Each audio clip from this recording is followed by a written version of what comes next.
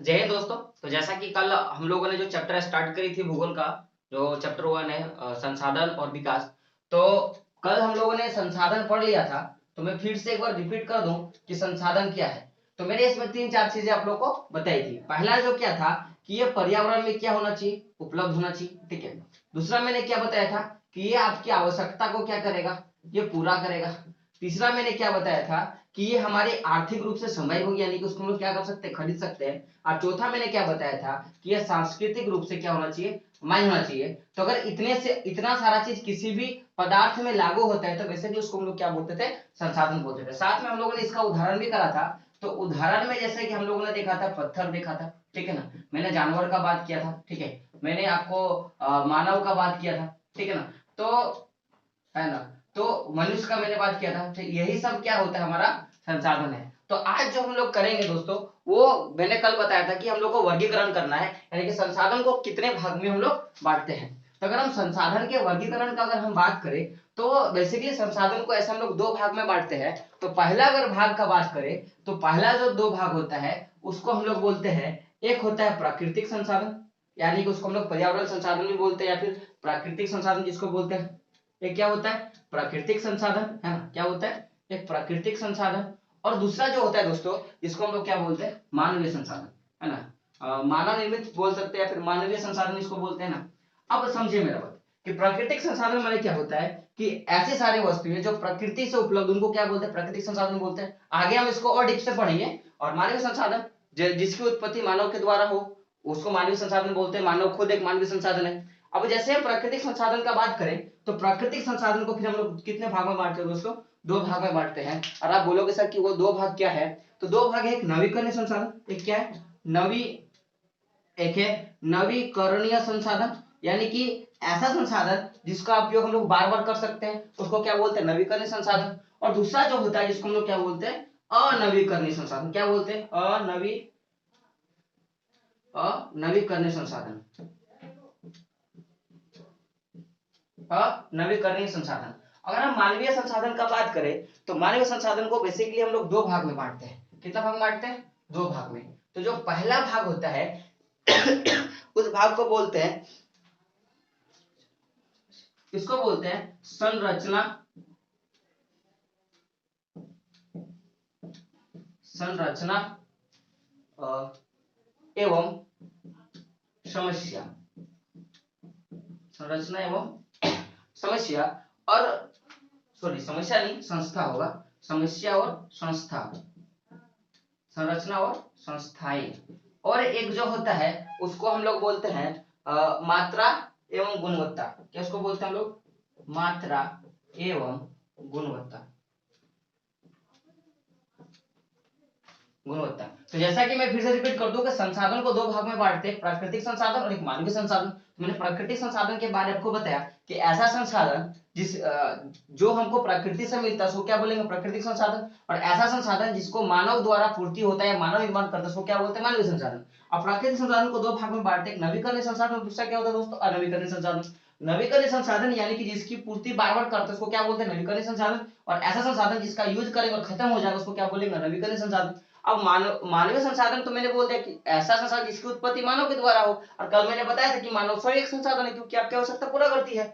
अब मानवीय संसाधन को दो भाग में बांटते हैं, एक संरचना और संस्थाएं। तो जितने भी तरह के संस्थाएं होते हैं आप देखते हो, चाइल्ड रिफंड का बोल लो, स्कूल बोल लो, कॉलेज बोल लो, ये सब किसके बीच में अंतर्गत आएगा, संस्थान के अंतर्गत आएगा। और दूसरा क्या होता है, मात्रा एवं गुणवत्ता।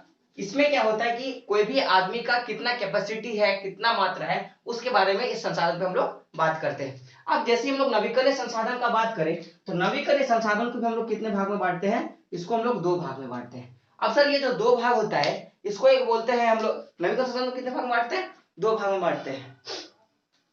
एक होता है सतत, एक होता है सतत, यानी कि ऐसा प्रभाव जो लगातार चलता रहे उसको क्या बोलते हैं, सतत। और एक जो होता है उसको बोलते हैं जीव। एक क्या होता है, सतत, एक क्या होता है, सतत, अथवा हम लोग इसको प्रभाव भी बोल सकते हैं। इसको क्या बोल सकते हैं हम लोग, प्रभाव, यानी कि प्रवाह, यानी कि ऐसा ऐसा कोई संसाधन जो क्या हो, लगातार चलता रहो। जैसे पवन का बात करते हैं तो वो लगातार चलता रहता है। जैसे हम लोग जैसे हम लोग बात करेंगे जल का, तो जल भी क्या होता है, लगातार प्रवाह होते रहता है। तो किसके अंतर्गत आता है, सतत अथवा प्रभाव के अंतर्गत आता है। अगर हम लोग नेक्स्ट बात करें तो इसका एक क्या होता है, जैव। आप बोलोगे सर कि जैव मतलब क्या होता है, तो जैव संसाधन का अर्थ होता है कि ऐसा संसाधन जिसमें जीवन पाया जाता है, वो किसके अंतर्गत आएगा, जैव संसाधन के अंतर्गत आएगा। अब देखो जैव संसाधन का भी क्लासिफिकेशन हुआ है, तो जैव संसाधन को बेसिकली हम लोग दो भाग में पढ़ते हैं। कितने भाग में पढ़ते हैं जैव संसाधन को, हम लोग दो भाग में पढ़ते हैं,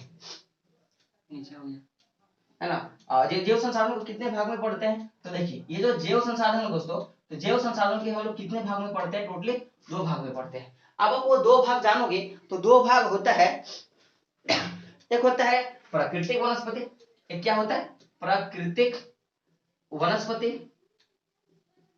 और एक होता है वन्य जीव। एक क्या होता है वन्य जीव। अब दोस्तों मेरा बात सुनो, यहाँ पे जैव संसाधन किसको बोलते हैं, जिसमें जीवन पाया जाता है, वो क्या है, जैव संसाधन है। तो प्राकृतिक वनस्पति, मैंने कल बोला था ना कि पर्यावरण क्या है, हमारा एक संसाधन है। तो प्राकृतिक वनस्पति जो होता है, जितने भी आप देखते हो नेचुरली में जितने तरह की वनस्पतियां पाई जाती है, वो क्या है, वो प्राकृतिक वनस्पतियां है। और जितना तरह का जीव जंतु देखते हो, वो क्या है, एक वन्य जीव है, वो वन्य जीव के अंतर्गत आता है, जिसमें दोनों में क्या मिलता है, जान मिलता है।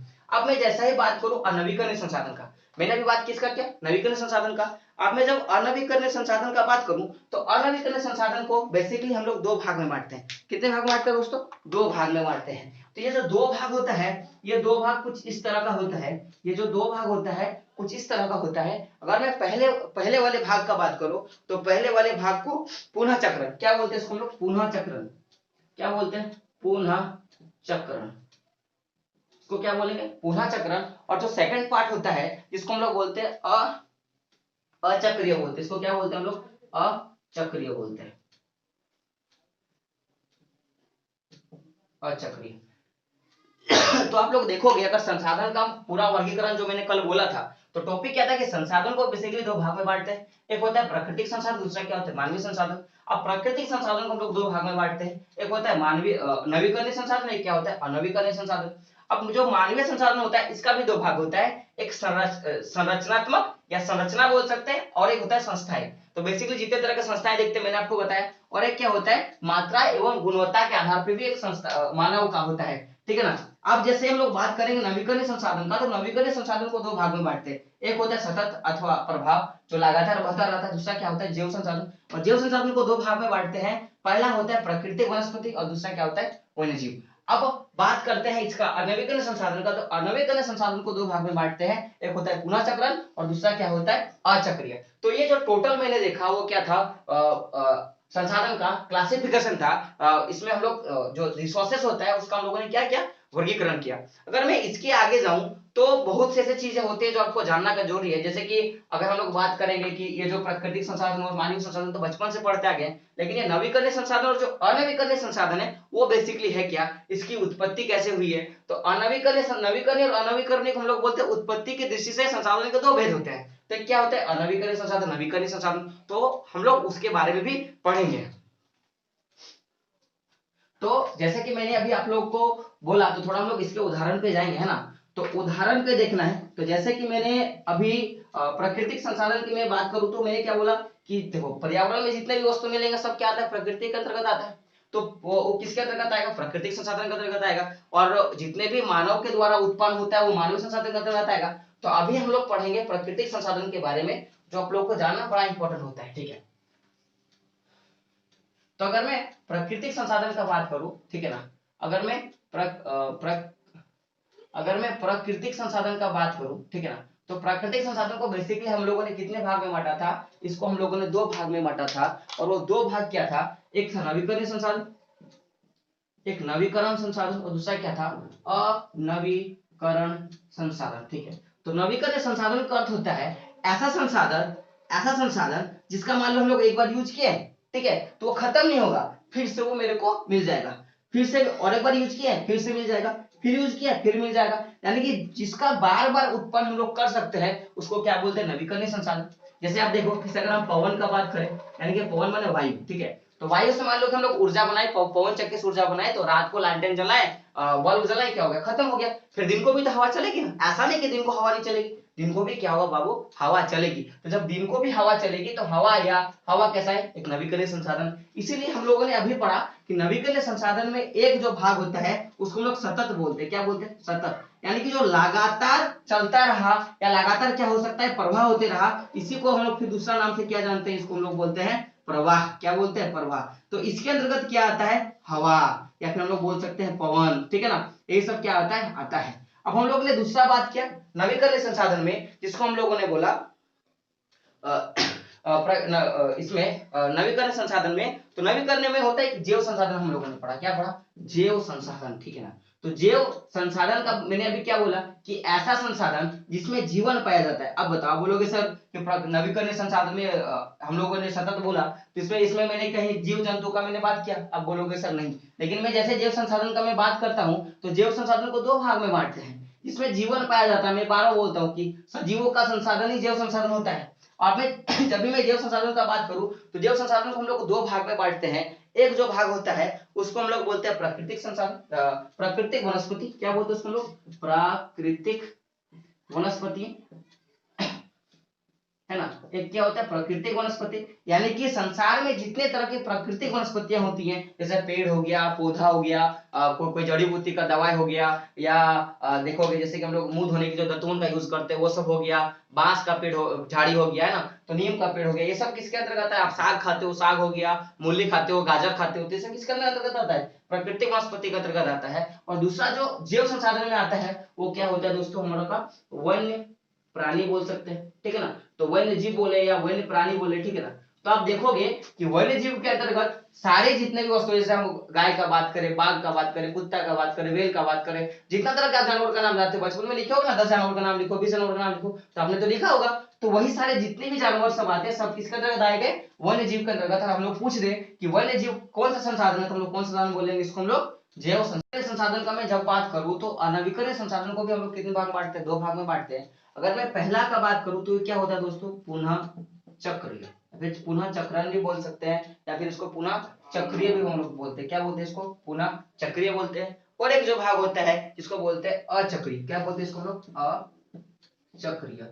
तो समझिए मेरा बोलने का मतलब क्या होता है कि पुनः चक्रण में ऐसा कोई अनवीकरणीय पदार्थ जो क्या होता है कि जो एक बार यूज करने के बाद वो क्या हो जाता है कि खत्म हो जाएगा, लेकिन फिर से वो मिल जाएगा। जैसे हम लोग धातु का बात करते हैं, कोई भी आप धातु ले लो, ठीक है, कोई भी आप लोग धातु ले लो, है ना, तो धातु किसके अंतर्गत आएगा, ये पुनः चक्रीय के अंतर्गत आएगा। क्योंकि मान लो कि एक बार धातु नहीं है, ठीक है, धातु के बार आप यूज करके वो खत्म हो गया, तो पूरी तरह से तो खत्म नहीं ना होता है, वो कुछ ना कुछ मात्रा में इसका अवशेष क्या होता है, रह जाता है, तो उस अवशेष से फिर से क्या कर सकते हो, धातु बना सकते हो। लेकिन जैसे मैं अचक्रीय का बात करूं, आप बताओ, आप किसी भी पदार्थ को जलाए, यूज किया, वो खत्म हो गया, अनवीकरण संसाधन का। अनवीकरण संसाधन में अगर हम अचक्रीय संसाधन का बात करें, तो इसका जो उदाहरण आएगा दोस्तों, वो क्या आएगा, जीवाश्म आ सकता है ना, क्या आएगा, जीवाश्म आएगा, और क्या आएगा, ईंधन आएगा।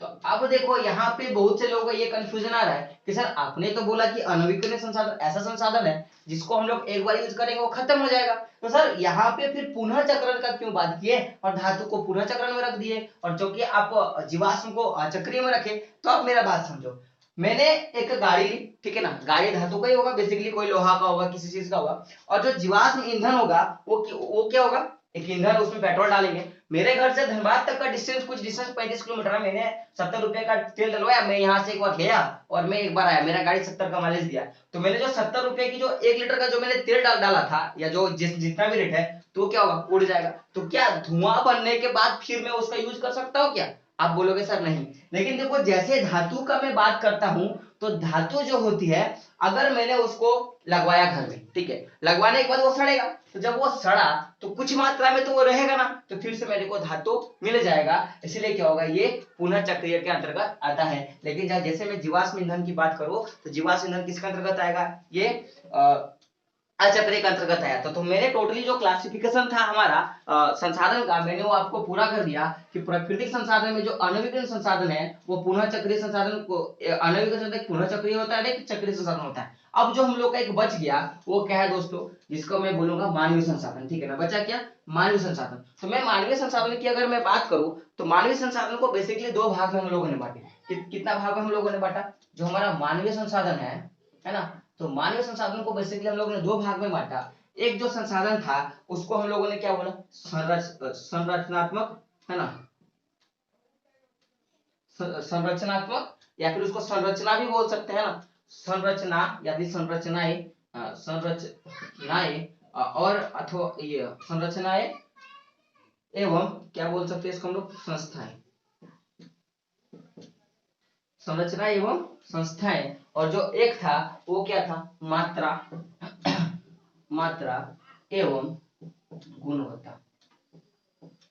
ठीक है, तो मानवीय संसाधन को दो भाग में बांटे, एक संरचनाएं या फिर बोल सकते हैं संस्थाएं, और एक क्या होता है, मात्रा एवं गुणवत्ता। तो मानवीय संसाधन के अंतर्गत ऐसे ऐसे सभी संसाधन जिनका संरचना यानी उनको बनाने का प्रौद्योगिकी, इसी को हम लोग बोल सकते हैं नवीकरण, इसको मानव निर्मित संसाधन भी हम लोग इसको बोल सकते हैं। और एक होता है मात्रा एवं गुणवत्ता। तो कुछ कुछ ऐसे संसाधन होते हैं जिनका मेरे को मात्रा पता चल जाता है कि वो कितना मात्रा में है या वो किस क्वालिटी के अंतर्गत है, तो किसके अंतर्गत आता है, मानवीय संसाधन के अंतर्गत आता है। तो मैंने टोटली जो क्लासिफिकेशन था वो मैंने आपको बता दिया कि जो संसाधन के कितने वर्गों में बांटा गया है।